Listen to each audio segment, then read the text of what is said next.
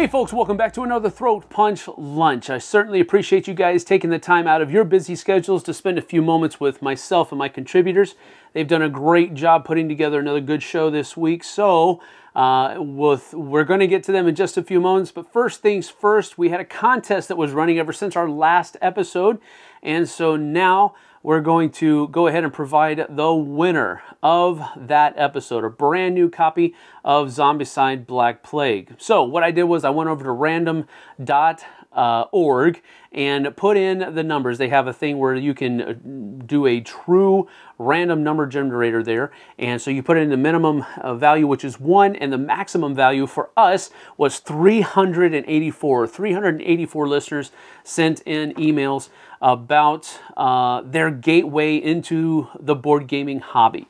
And so there's a lot of good stories there. I'll get to what I'm going to use those for hopefully a little bit later in the outro. But without further ado, I went ahead and clicked generate, and the number 28 came up. So I went back to my email inbox and counted 28 entries into the list, and Justin Putnam is the one that came out. So Justin Putnam, you are the proud new owner of a brand spanking new copy of Zombicide Black Plague. It has been played once by myself, Kevin Burkhartsmeyer, Rob from Epic Gaming Night, Z played, Derek played, all in this game. We had a great time playing this game, and so it has been played once.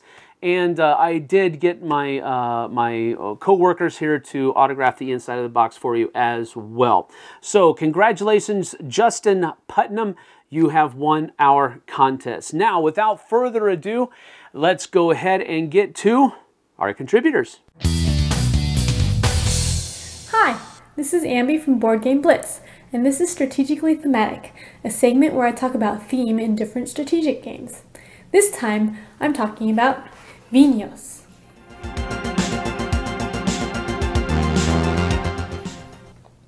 Vinhos is a game where you're a wine producer in Portugal. You want to make the highest quality wine you can, building up your reputation and prestige by selling your wine and bringing it to trade fairs. The game takes place over the course of 6 years. Each year, you can perform 2 actions, like building vineyards, wineries, or cellars, hiring enologists or wine experts, selling wine, or going to the bank. In order to make quality wine, there are a lot of actions that you'll need to do. Building up your wine estates with vineyards, wineries, and enologists will allow you to produce better wine, but you'll need to go to the bank in order to get the cash to build up your vineyards.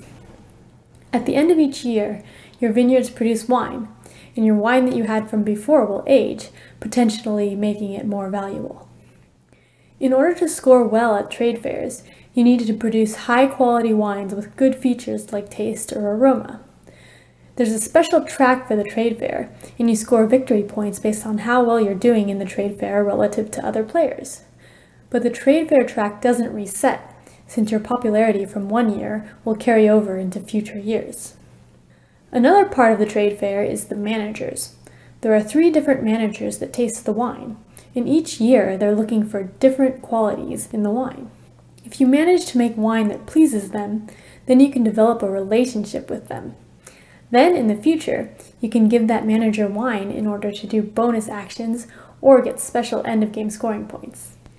You can also sell wine to local hangouts to get money, or to international markets to get money and points if your wine is good enough.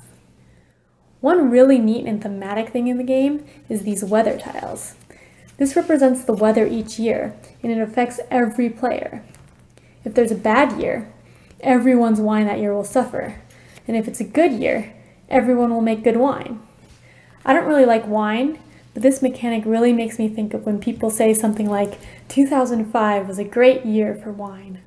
Another interesting thing is that you can build your estates in different regions of Portugal. Each region has different characteristics and abilities in the game based on real life. For example, the Minho region is humid, and their wines are usually drunk within a year, so you cannot build a cellar in that region, and wine can only be stored for 1 year.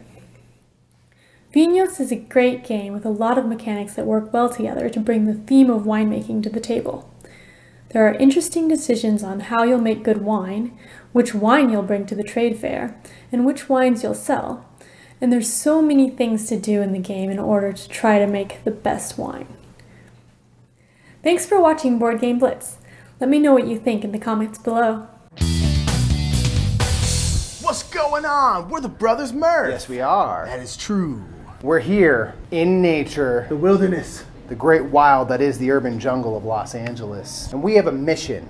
We've always liked playing board games in interesting places or in interesting ways. Play restaurants, desolation wilderness, all different kinds of places. On top of mountains and stuff. So we want to true. take our adventurous nature and show it to you guys in hopes that we can maybe make you think of a new way to try a game or a new place to play a game. Let's take it to the limit, y'all. Let's get out of our basements and dining room. Let's go out in the world, see the world, and play some games in it, you know? This is Adventures in Boardgaming! Why are you doing that? I thought it'd be sick if like a crane like pulled it back and it just went like and we're just like and it goes in like a sick drone. You see a crane? Nah. I see a tripod. It's just us out here. I get it now. Bring it down. And then it's gonna be Bring sick. it out of here. Adventures in Boardgaming. There you go. There you go. So for our first episode, we wanted to go to somewhere really weird, really cool. All over LA, there's these like really hole-in-the-wall weird places, and this is one of them. Today, we're playing games in the old LA Zoo. Yeah, man, so this is the zoo, and it's this super cool old zoo that opened in like 1912. It was the second zoo in all of Los Angeles, and it was open until 1966. I'm not gonna hike around. Mike and I are rock climbers. I can climb that.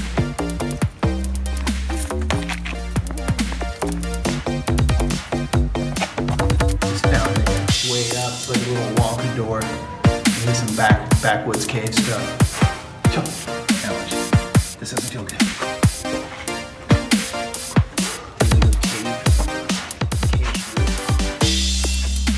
Dude, check it out. Look, man. It's remnants of the old zoo. It's almost like it's fresh still, you know? That's horse poop. What? That's horse poop. It's not an antique. Nah, man, that's gotta be like wild mute or something. So after a number of years, people were underwhelmed with the animals and they thought the cages were really small. So they got a $8 million bond from the city of Los Angeles to open a brand new zoo, and all the animals were transferred there. Yeah, man, and then they were happy little hippos Happy little hippos. ever since. And it's funny because the new zoo is like basically across the street. Pretty much. A little addendum. One of the best parts about LA is there's always about 1 billion things going on every single day, especially during the summer. So we just came here to play some games and show you the zoo, but there's also free Shakespeare going on. They show horror movies here, they do a ton of stuff here in Griffith Park and all over town. It's awesome. So play some games, watch some Shakespeare, and play some Shakespeare. Yeah, man, so basically this is just a place to shoot movies and TV, and some ladies were in there working out while we were trying to get our pump on. Yeah, basically everyone in LA is a model, so there's a bunch of people trying to be models, taking place in the ruins. But they all know that we are the kings of LA.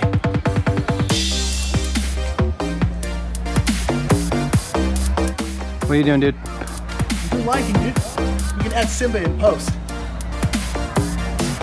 So we like to, if at all possible, like pair a game with a location if it kind of makes it a little more fun. Totally. And so we're here at the old zoo. There's not really many games about old abandoned zoos. Not enough. So a game that we have, Dungeon Pets. Dungeon Pets. What more appropriate to play in an old abandoned zoo than to raise monsters in a kind of zoo-like atmosphere?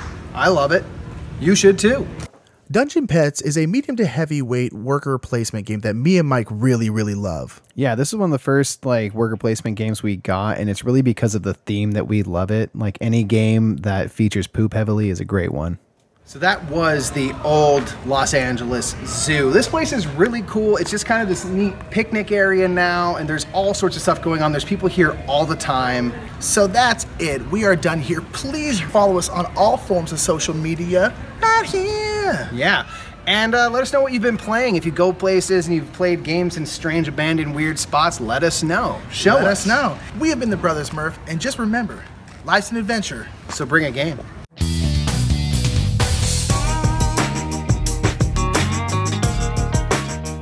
Hey gamers, this is Liz Davidson from Beyond Solitaire, and I'm here to bring you another episode of Solo-Thrash, Amerithrash gaming for those of us who like to play alone. Today, we're going to talk about Jesus. No, not like that. We're going to talk about a solitaire from Victory Point Games called AD 30. The point of AD 30 is for Jesus to arrive in Jerusalem, but he can't just show up. He has to show up at the right time with all of the right people. So throughout the game, you'll be drawing event cards from the event deck, moving Jesus along this track while performing actions along the way, and trying to balance what his political enemies are doing as they approach Jerusalem. Because if they get to Jerusalem before he does, history doesn't play out the way that it's supposed to, and you end up with an alternative ending that is not as successful as the biblical story. To make sure that his journey is a success, Jesus has to perform various actions along the way. So you start out at the River Jordan, which is the easiest place to recruit disciples. Your goal is to get all of the disciples, including Judas, who will eventually go on his own track and, be on the path to betraying you. You can also perform a miracle and play this memory game that lets you look for Barabbas to make sure that he's at the right place in the right time in Jerusalem.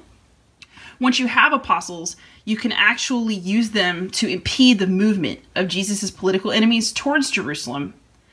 And you can actually also roll to kind of push them back towards their starting point to prevent them from reaching Jerusalem before you do and ending the game prematurely.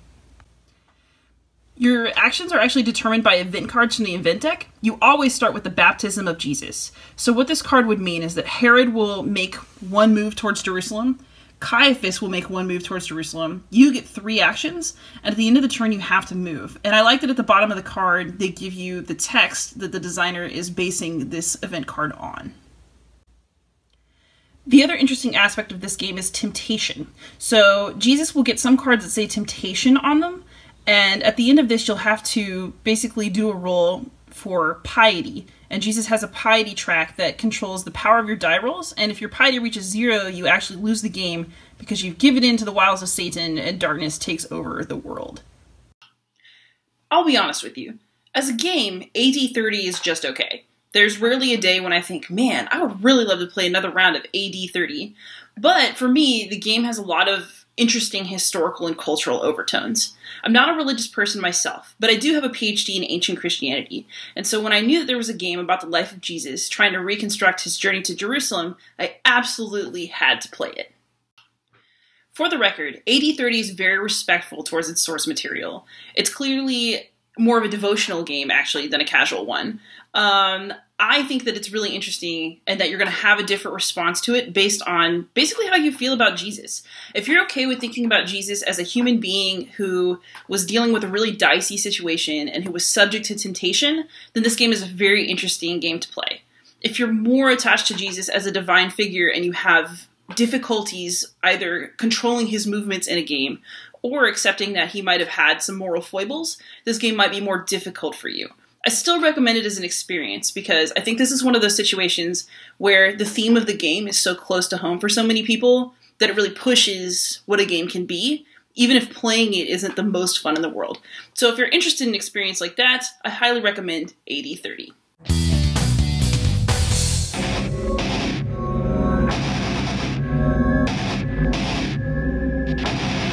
This is Roy Cannaday from Epic Gaming Night, and this is Roll with the Punches, where we talk about randomness in games and how it can make a game exciting. And today I'm going to talk about one of my favorite games of all time, Xia Legends of a Drift System.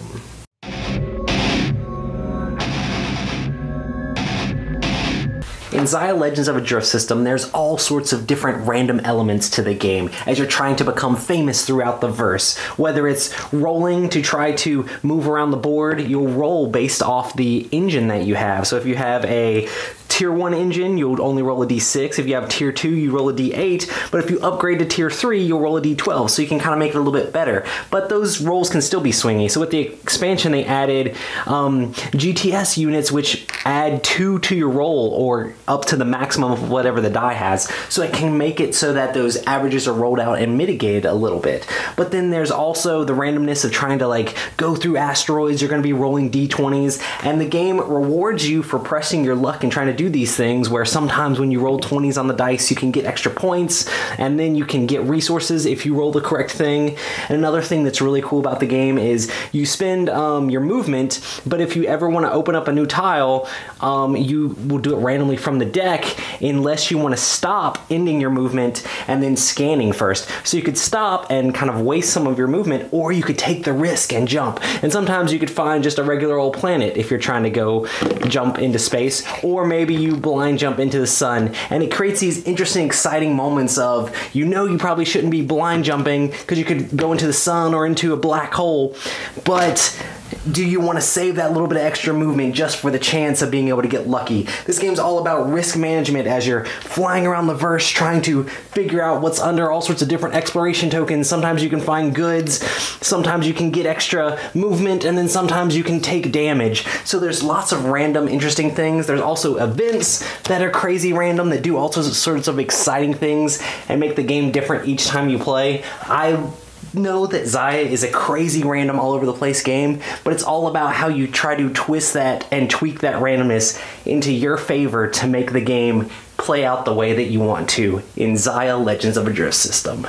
Xia is definitely a game that is slap full of randomness, whether you're randomly putting out tiles or randomly rolling dice to see how far you move or how much you attack to do damage to your opponents, or whether it's random events popping up with the new expansion. There's tons and tons of random things, and it's all about risk management, trying to figure out what are my odds of this happening or that happening, and trying to assess those risks and try to minimize those risks with the different mods you can get on your ship to make your certain rolls better or allow you to do different things like that. So it's definitely an exciting game, and I think the randomness always makes it super interesting, where it's like I could jump and save a little bit of extra movement, or I could stop and like look and see what the next tile is, or I could just go ahead and blind jump, but I could blind jump into a star. So it makes all sorts of exciting things happen in this game, and that's why Xia is one of my favorite. And definitely make sure to check us out next time on Roll with the Punches. Hey everyone, welcome back to part 2 of Confessions at Dice Tower Con 2017. So just as a quick reminder, we asked game designers and publishers what game did they play when they were younger that they'd like to see come back in print today. In part 1, I think I said Mall Madness, but a close second would be Nightmare. What can I say? I like horror, and it had VHS. So let's take a look and see what they have to say.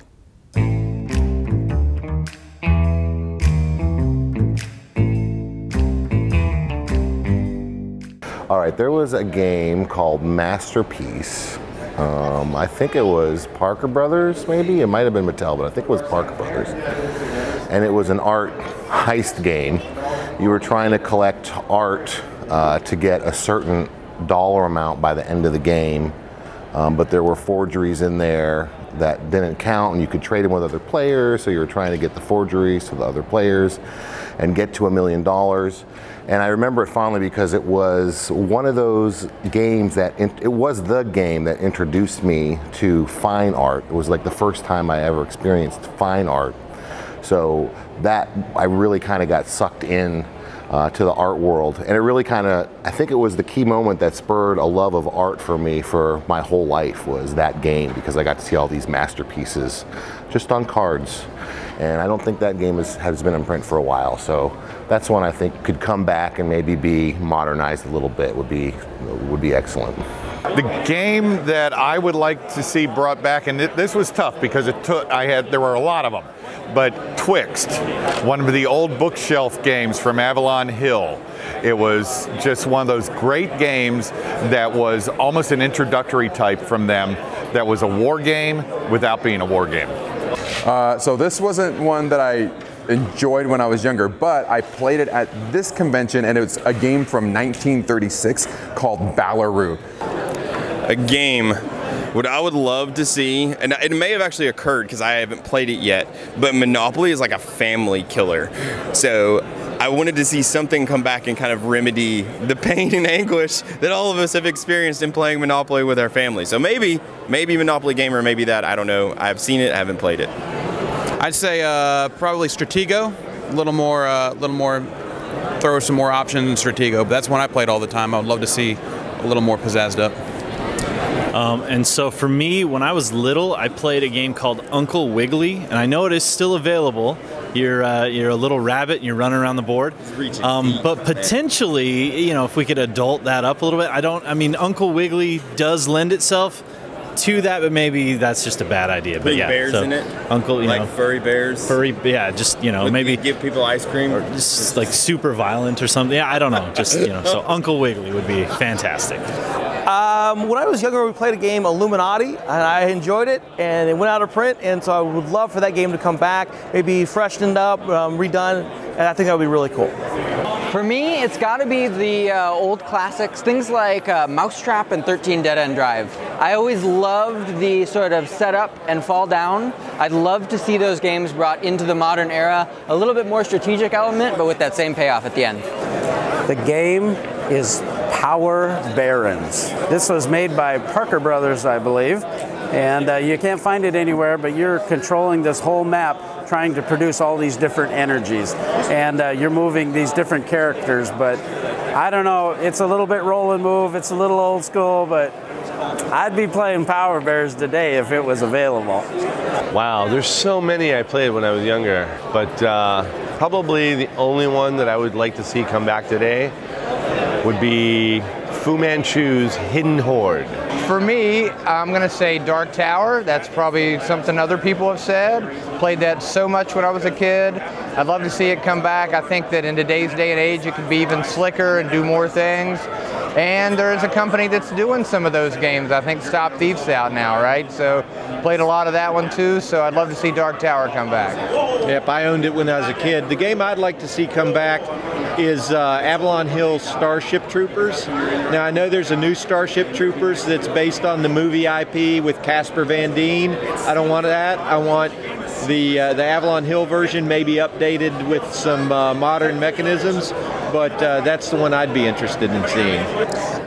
So the only game I can think of is an old Steve Jackson game called Globbo, which was sort of a variant of Ogre, but it was printed very cheaply in a small booklet, and it was about an alien babysitter trying to attack, like, versus a bunch of unruly insect-like kids. It is a really bizarre game, and I don't think I would even want to play it. I mean, I own it now, and I'm happy to have it, but it would just be nice to see other people look through this crazy, stupid, weird game. I would like to see Run Yourself Ragged, but I would like to see it redone as something that's a lot more challenging, a lot more deluxe for today's audiences.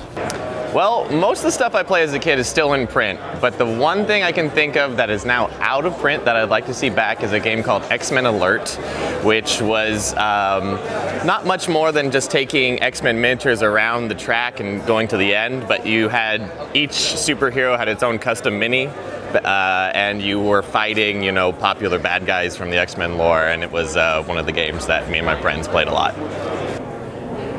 1,000, 2,000. No, what's it? You said 8 to 13 seconds, right? Was it a board game?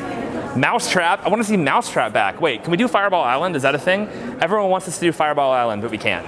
Right? We can't do that? We can't do that one. Awesome. Mousetrap is what's up. I want Mousetrap. Can we get Mousetrap? So that's the end of our confessions for Dice Tower Con 2017. Next week, we'll be back to asking game reviewers some of their deepest confessions. Next time, we'll be asking, what's a game that you like to play, but maybe it's not so popular with everyone else? Till then, bye.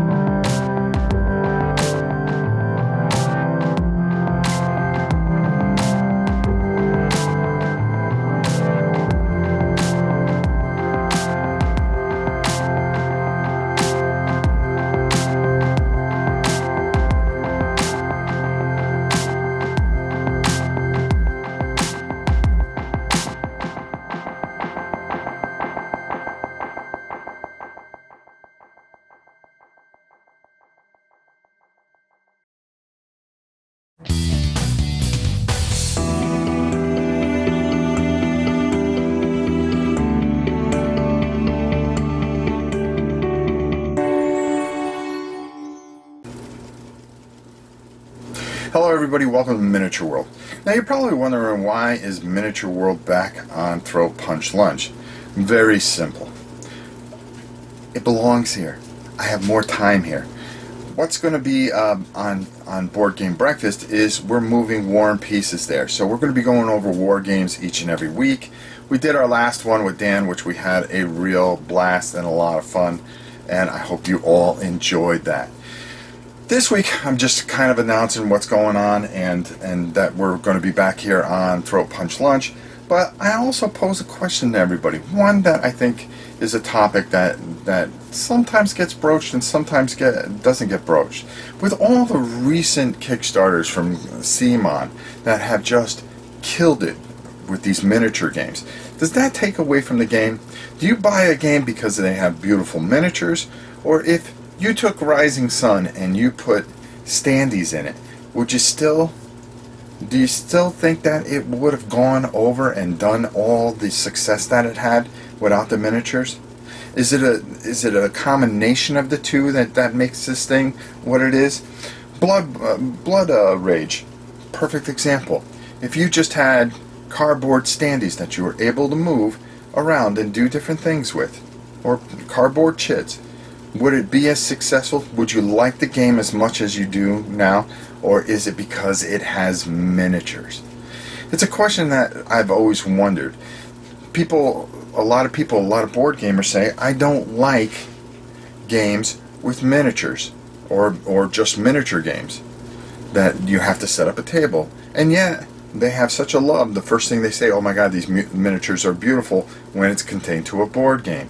So, how does this balance out, and what are the thoughts on all this? I would love to see your thoughts in the comments, or you can email me at novaprime860, and we'll talk a little bit more about this in 2 weeks' time, which, oh god, that's right around GenCon, so we'll see when the next time that we have a Throat Punch Lunch. But we'll talk more about it, and we'll start broaching in to some miniatures, because after all, this is Miniature World. Until next time, I'm Rob Oren. I look forward to seeing you guys soon, here, always, on Throw Punch Lunch.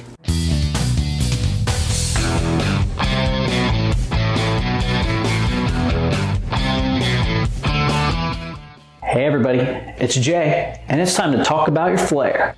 On 15 Pieces of Flair, I'm going to show you guys some ways to spruce up your game room. Today I wrap up my giveaway with my third winner.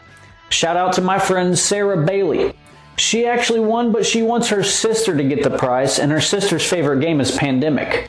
She likes it because it's always a great experience working with her friends together, and I think I totally agree with that. So let's give her some Pandemic flair. Let's check it out.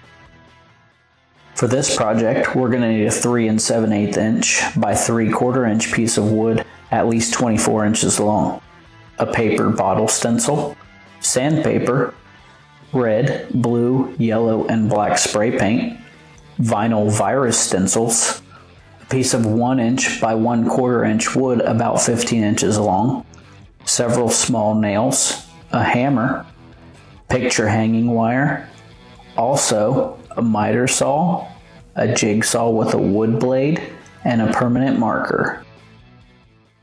First, we're going to trace the bottle stencil 4 different times onto the 3 7/8 inch by 3/4 inch piece of wood. Put on your safety glasses, then cut out each bottle individually with the miter saw. Then, cut each bottle out with the jigsaw, being extremely careful.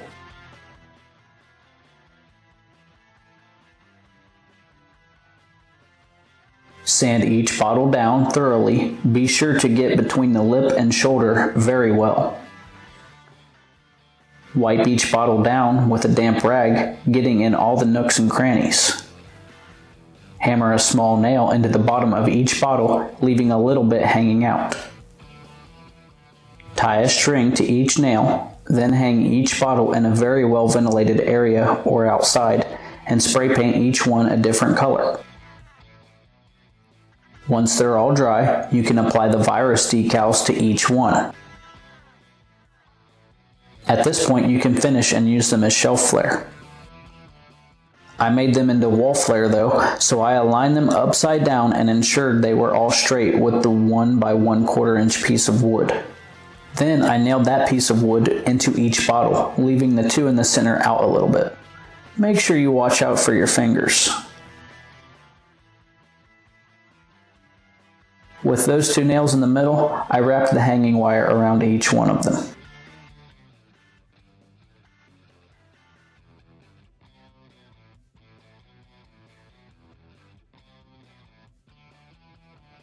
Boom, there you have it. A quick and easy way to add some flair to your game room. Guys, I love Pandemic. I will never forget the first time I ever played that game. How we managed to let the Earth succumb to the viruses on the very last turn. Anyways, thanks to everybody who participated in my giveaway, and congratulations again to Keith, James, and Sarah for winning. Hey, if you guys have any suggestions on games or ideas you'd like me to make into some flair, leave them in the comments below, or shoot me a message on Twitter at @halfhandicap. But best go to my Facebook page and maybe you'll win something sometime. Hey, don't forget, 15 pieces of flair is the bare minimum. Some people choose to do more, and I encourage that. Have fun, everybody.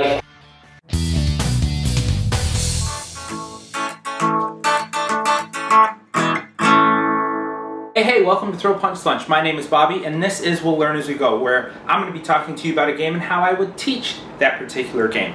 This week, I'm really excited because that game happens to be one of my favorites, Marvel Legendary. And I'm really excited about this game because I happen to pick up an expansion for it at Dice Tower Con, Legendary X-Men. So normally I would probably just show off cards from the base set of the game, regardless of what expansions I have, but I'm so excited about it, I'm going to be showing off some cards from here. But it won't matter too much for the tutorial, so no worries there. But let's get down to the table. Let's go. I'm excited. So normally you would play this game on a big old player mat that comes in the base set of the game, but what I'm actually going to do when I talk about how I would teach this particular game is I'm going to use some of the cards here from my set. As you can see, there's a lot of cards in this game, which means it's a great game. Well, I mean, it doesn't necessarily, but this is a great game. But that also means its setup for this game is a long endeavor. So instead of setting up, I'll tell you how I would teach the game as I pull out individual cards from the set. Sound good? Where's my thumb? Sound good? Awesome. Let's do this. So normally the first thing I do when I teach the game is I go ahead and pick out the mastermind that we're playing against. So here we might be playing against Magneto, and I would explain the goal of the game, which is to defeat the mastermind a bunch of times, because in true comic book fashion, every time you defeat the mastermind, it doesn't matter, the mastermind keeps coming back. Also, if you pick the mastermind first, depending on how easy or hard you want to make it, you could keep in mind the kind of team affiliation that goes well with that mastermind. Right after I pick the mastermind, I just go ahead and pick the scheme twist. I'm gonna show this to you closer. This scheme twist is Ford's The Infinity Gauntlet. Anybody excited? I know I am. So the reason why I would do that is because this scheme twist usually has, or I'm sorry, just the scheme card usually has setup instructions that may change how you would set up the villain deck, which is something that as a teacher I just go ahead and set up. But as long as you pick those two things first, you can go ahead and explain the goal of the game, defeat the mastermind before he completes the scheme. And while you're doing that, you could go ahead and explain the master strikes and the scheme twist cards and what they do in the game as well. Now here's the fun part of setup. So as you are picking the mastermind, picking the scheme, but also picking the villains, and just go ahead and pick whatever villains you want and shuffle them into the deck.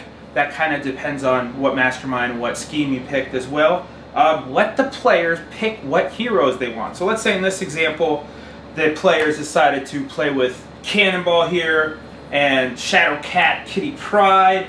You can tell I'm really excited about this game. And maybe Beast, because they need some muscle in there. And then Jubilee to give them some Dazzle. Well, if they needed some Dazzle, I don't know why they didn't pick Dazzler, but... And this cool split card thing. Actually, let's not get into that right now. Let's go ahead and just pick another hero right now. Dazzler. Go ahead and give them these cards. Let them shuffle it. Don't necessarily explain the HQ or the main mechanic or how to attack with these cards quite yet, because there's another thing that I want you to show them. So after the heroes, or after the players pick their hero cards that they want to play with as a group, I'd let the players shuffle the hero deck as you explain their personal deck to them. And I would explain these cards first, and there's a reason for that. I would show them the shield agent, show them the money symbol, the shield trooper. What's important here is attack power. Let them know that, hey, this is how you make money in the game, this is how you attack in the game, and then show them the shield officer Milea Hill card, and show them the money symbol and the cost symbol. Usually at this point players will ask, well, why would you pay 3 for Milea Hill when she only gives you 2 monies? At that point you could start getting into the main mechanic of deck building and explain that, hey, because of deck building, which is you buy a card, you put it in your discard, eventually your discard gets shuffled into your draw pile, she may be a recurring character that comes up, and even though she costs that one-time cost of 3, she might end up giving you 2, 4, 6, 8, 10 monies by the end of the game, right? At this point, after you've explained to them the main mechanic of the game and how to play the game, don't necessarily worry too much about the specific rules yet, but do show them a couple of things first. The team affiliation on each of the cards, the type of cards it is, and you want to show them this because sometimes the abilities have something to do with it. Like this one, X-Gene triggers whenever you have another card with a X-Men affiliation, or maybe something in Cannonball's card here. See, he's a Green Fist card, and if you have another Green Fist card in your hand, this ability triggers as well. One of the last things you want to show them before you start playing the game is the bystander cards, how they work, as well as the wound cards and how they work. And when you show them the wound cards, let them know how you can KO a wound. When you talk about KOing a wound, you've come across a word that you haven't really talked about yet. Make sure you explain the difference between KOing a card and discarding a card, because players will start noticing that a lot of cards have the ability of, you could discard this card to do something, and they might go, why would I ever want to discard a card? Well, discarding a card isn't that bad. It's KOing a card that will take that card out of the game. So, that's mainly all the rules that I would talk about before I start getting into playing Legendary with the players. Go ahead and make sure you've done everything on the setup side, and then walk them through a couple of turns. Maybe make sure that the first couple of turns are practice turns and make sure the players know that. So that's how I would teach Legendary. I'm still really excited about this game. That's why I'm still holding on to it. I actually think I'm going to go play it now. So, I'll see you next time on Throw Punch Lunch. This is Bobby, and this has also been We'll Learn As We Go. Alright, I'll see you later. Bye!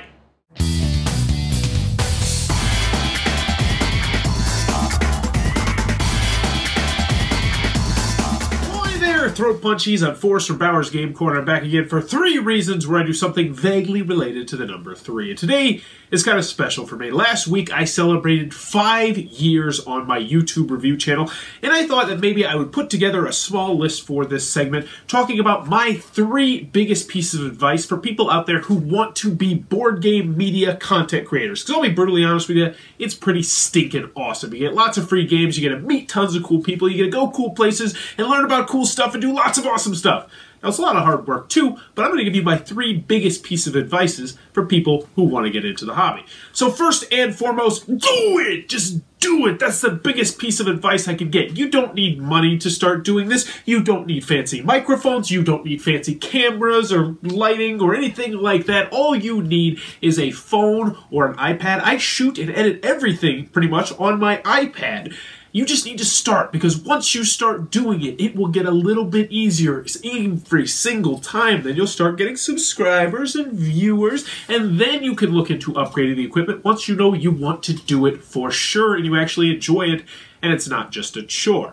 Now, item number 2, and this is a big one, is get on your Facebook, and if you don't have Facebook, get Facebook specifically for this reason, and sign up for the Board Game Reviewers Facebook group. It is an absolutely amazing resource. It has over 3,500 active board game content media creators, small publishers, big publishers, people hoping to become publishers, posting their Kickstarter videos, and looking for Kickstarter reviewers, and it is an absolutely outstanding resource to get tips, tricks, hints, games, all sorts of great things like that, wholeheartedly recommend you check that one out if you are interested.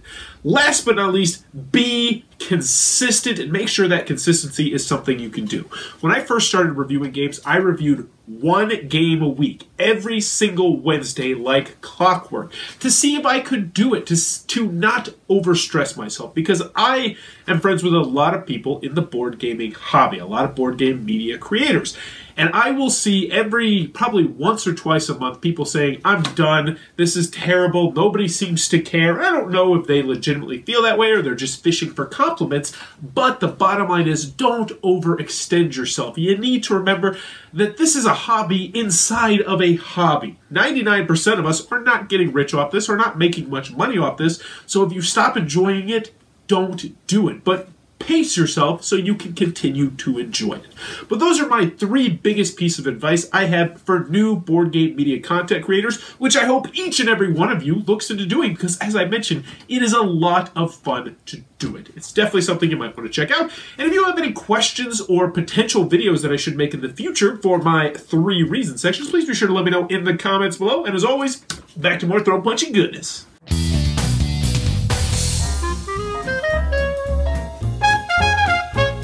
Hey folks, welcome back to another Accessorize segment here on Throw Punch Lunch. Now usually on Accessorize, we're talking about aftermarket products that you can buy to kind of beef up your games, or beef up your game table, your game room, whatever it might be. But today we're taking a little bit of a jaunt into some undiscovered country there is, and that is we're going to talk about an accessory that comes in the retail version of Wasteland Express delivery service. Let's get down to the table and we'll take a look. And so here I have Wasteland Express delivery service. Now, the thing that we're talking about here on Accessorize today is not the game necessarily itself, but the insert that comes in every single retail copy of the game itself. So here you have all of the good stuff that comes along, the rules, and how to put the insert back together once you've finished your game of Wasteland Express delivery service. And so here you have it. Look at this. This is in every single retail game that is going to be coming out. Now, of course, you still have to punch all of these guys out, don't get me wrong, but it comes with a lid and a carrying case for every single thing that's in there. This inlay is also there so that it labels everything where everything should go, and so forth and so on. So there's your mod shop for Wasteland Express service. And then here you have all of the different things that are going on. Here you have the big bad bossy, the 3 trucks that are the Raider trucks in the game, the selling and demand, all of these things here. Artifacts are here. These are the different player parts of these are the different components for each of the players. So that's another thing as well. It's really pretty cool. Then in here you have these dice. Now I'd had this stored sideways, so there's going to be a little bit of shuffling around that goes on here, but generally speaking, everything is right where I left it when I closed it up after having played it at a recent game day. These cards are in holders that when you need to, you just press on one side and it comes right up. It has a little edge here, and you can put the discard pile at the bottom of the actual deck. So that's cool as well. So all of this stuff, really neat. Very good design. I really enjoy everything about it. These are a lot of the other components. The scrap, which is your currency in the game, the different kinds of resources that you're going to be picking up and delivering, damage tokens, all this kind of stuff. So there's that. On top of that, you also have all of the different player boards that are in here. And then underneath that, you have the rest of your terrain tiles and so forth and so on. So the organizer for this one, in my opinion, is off the chain. This is just amazing, and it's also really cool that this is not an aftermarket thing. Just really enjoy this insert, and I wanted to share it with you guys.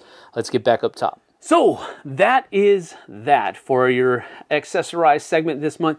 I really like the insert that comes in this thing, and the fact that every single retail version is going to be having this, not just some Kickstarter exclusive or anything like that, is a really cool thing, and one of the main reasons why I'm taking my entire 4 to 4.5 minutes here to show it to you, because I think it is that cool of a thing. So, hey, without further ado, let's go ahead and get you guys back to the rest of your lunch. Hey everyone, Tim Jennette the Metal Meeple, and this is the Budget Card Game Breakdown.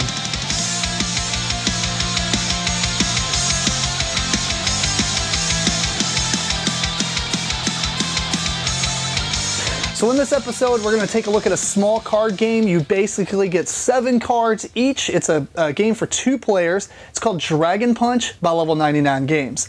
Now the idea of this game is much like Street Fighter or other fighting games where you're taking turns fighting, you know, or you're jumping each other and fighting and everything like that. But it's simulated through a hand of cards, and you will play until one person's KO'd, so to speak, and you play best 2 out of 3. At that point, whoever has 2 out of 3 is the winner. Now, what you're going to get is 6 cards. These cards have a top and a bottom, but they all start with the white side facing up. You also get one of the character cards, which will go in your hand as well. They essentially have 2 different powers, one on the bottom, one on the top, and you can choose to freely use that whenever. But these are your 6 basic actions that you receive, both players do. And what you're going to do is you're going to choose one of those, and you're going to put it in the front of your hand like this. So you choose, say you wanted this fireball, you're going to hold it like this, and you put it right here, and then when you're both ready, you reveal and show each other.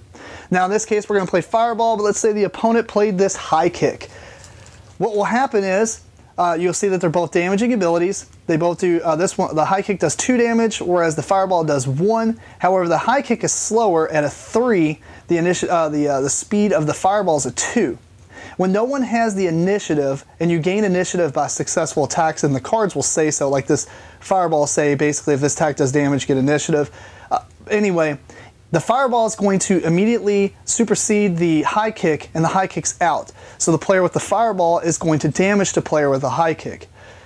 When you take damage, you actually take a card from your hand that's facing white up, and you upgrade it to the red side.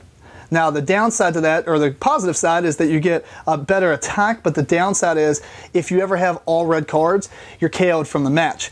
Your character card you can use at any point, and it goes up or down. It's just a special ability though, so when all these are turned red, it doesn't matter about this. This is when you get KO'd.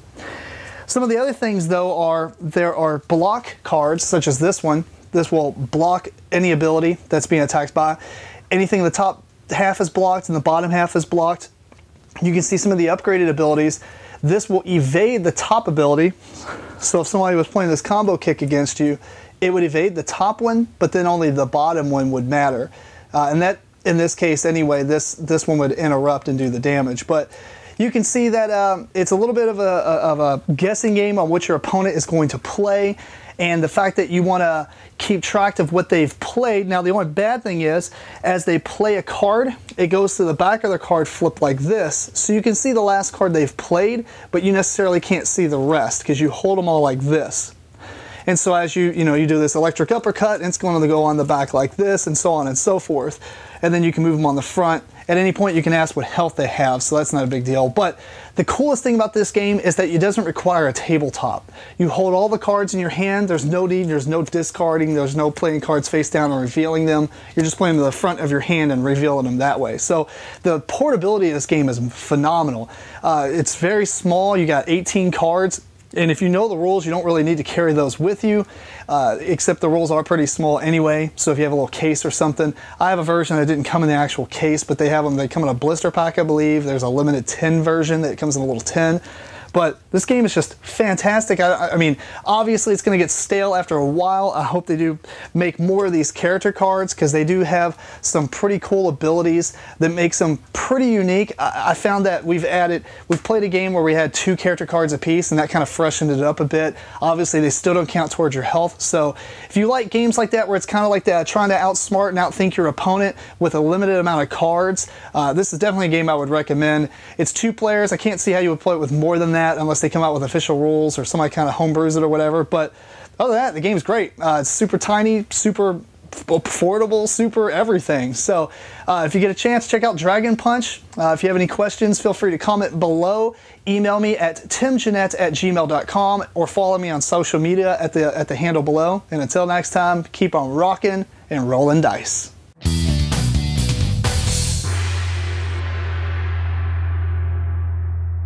Hi and welcome to Board Game Opinions. I'm Steve Rain. My name's Jonathan Hicks. And I'm Mark Windle. And we're back at the Board Game Cafe, the Dice Cup in Nottingham to talk about our flavour of the month, which this month is Bear Park. It is a tile laying game where you're trying to build the best park for bears that you possibly can.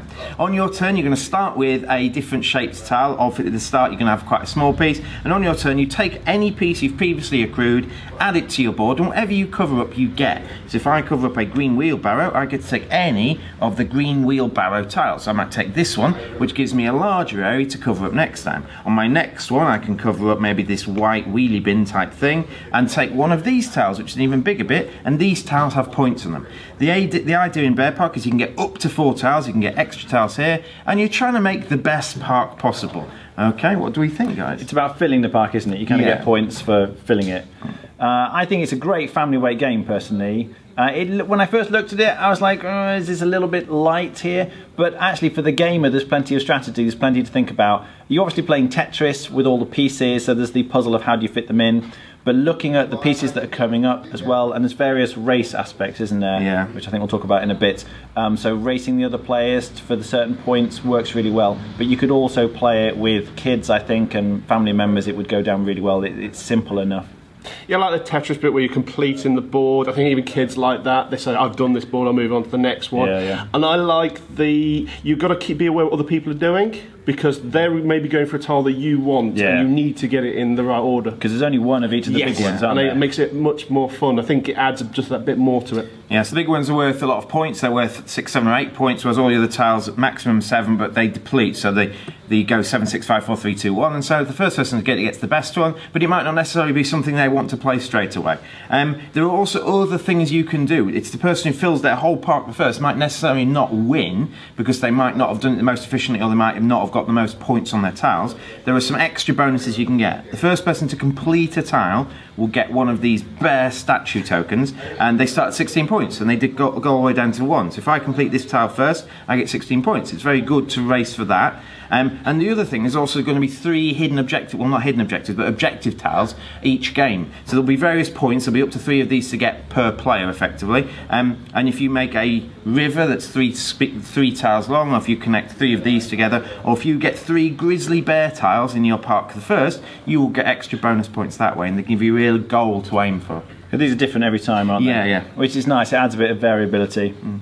Yeah, and I also like the fact, just as an aside, that the kind of bears, they've got really interesting bears. There are lots of boring bears, I think they will, but they've got polar bears and koala bears and panda bears, and there's an interesting selection of bears, which is great. The dispute is whether you have a koala bear as an actual bear or not, but they've gone with that. I like the actual art on the artwork on some of the tiles as well. I think it's fun, and there's little scenes going on. It does actually kind of look a bit like a park when you're finished, especially when you're doing groups of them together. Yeah. So you can see what other people are going for, especially these bonus. So if you see that if John goes first and he takes his first tile, he takes one of the grizzly bear tokens, you know he's going for that, which means I might go for the river one. If I get the river one first, I get 10 points at the end of the game, although the river tiles themselves don't score me points. You've got to balance it up there. And sometimes you might not be able to go for one of these because you can't fit the particular tile that will give you that bonus in your current park. Yeah, there's several things you really need to race for. You want to race for at least one of these, but you often want to race to get the nice, if you've carved out a section that perfectly fits one of these, you need to race to get it before someone else. That's a 9-point tile, and that's a 10-point score. So time and use makes a difference. You often can't race for everything you want, but you want to make sure you get at least one. No, it's great. Yeah. So this is Bear and Park, and we've been Board Game Opinions at the Dice Cup in Nottingham. Thank you for watching. Bye. Have you ever wondered what games you should keep or you should lose. Find out here at Purge Reviews. Hi, welcome to Purge Reviews, where we take two games, we keep one, and we purge the other. Today we're going to be looking at Hamster Clan versus Secret Code 13+4. Hamster Clan is a roll and move game where the kids are playing cooperatively to take vegetables from the ground and putting it down in their storage.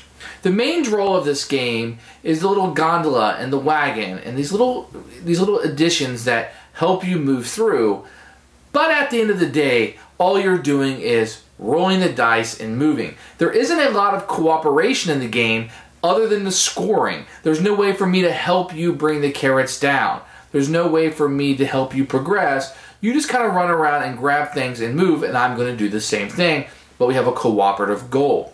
In Secret Code 13+4, we are competitively racing through a museum to steal artifacts. It's a roll and move. We're going to roll the dice and we're going to move. But the game uses roll and move a little bit differently, where we'll be adding up the dice, or subtracting, or dividing, or multiplying, and using our mathematical skills to reach a certain number to progress down the trail that we're running down. This is a great way to use mathematics and a roll and move mechanic effortlessly in a children's game. As we compare these two, we have to look at Hamster Clan as being just a roll and move game. You may be better off just buying a Disney-themed game at your local mass market shop. Secret Code 13+4 is a great learning tool to help reinforce or introduce mathematics to your children. Secret Code takes the roll and move mechanic, adds something to it to make it interesting and fun for the family. We will be keeping Secret Code 13+4 and purging Hamster Clan. Secret Code 13+4 should be a great addition to any family collection. And if you homeschool or want to reinforce mathematics, this is a must-have. So that is another episode of Throat Punch Lunch in the books. Now, in the intro, I said that I was going to talk about what I'd like to do with some of these email entries that you guys sent in for the contest. Now, if you remember a few episodes ago, it's been a while now, I used to do a segment called The Canvas. Now, it was it started out as people who were painting miniatures, and that's why we called it The Canvas. But I want to expand that, and I want to use just life stories from people. So I'm going to be reading through these entries over the next few months, and I'm going to be hand-picking a few of them. Now, if I don't pick yours, please don't be offended. It doesn't mean that I didn't like your story. It just means that I picked somebody else for maybe a different region of the world or something to that effect. It has nothing personal attached to it at all. But what I'm going to do is I'm going to be contacting some of you to see if you would be willing to work with me on a future segment of The Canvas, so I can kind of highlight the different people that our hobby has within it in the next few episodes of The Canvas. So that's what I'm going to be doing it for, so be on the lookout for an email from me, possibly in the near future, but that's what I have in mind. I'm not going to be using anybody's story without your permission, so if I don't contact you, you don't have to worry about me saying something. Now, without further ado, I want to say thank you so much again to my contributors. They do a wonderful job. It's a labor of love. So if you agree with me and you like what you're seeing on TPL, please let them know in the comments.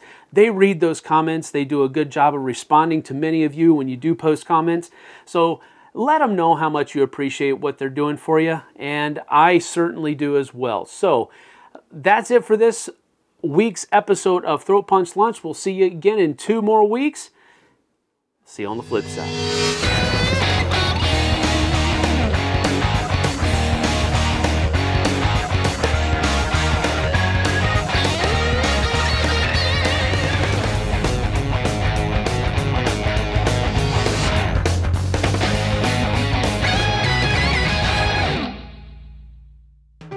Thanks so much for watching the Dice Tower videos. Find more great videos and reviews, as well as our top-rated audio podcast at Dicetower.com. You can also find other great shows at DicetowerNetwork.com. I'm Eric Summerer, and you've been watching The Dice Tower. The Dice Tower is sponsored by Cool Stuff Inc., where you can find great games for great prices.